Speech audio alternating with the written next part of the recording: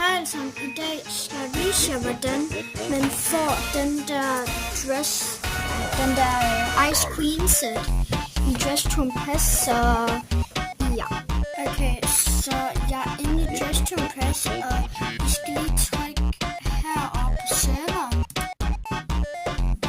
Og så tryk hernede ved den her Winter Quest, join. Og så okay, så der kommer den her seddel, og så når den er helt skrevet færdig, så kan man bare trykke igen. Så skal man gå ind på chapter 2, og så vente. Hej, hvis man ikke har lavet chapter 2, så lav chapter 1 først. Først skal du klare den her op. Okay, så man skal tage den her.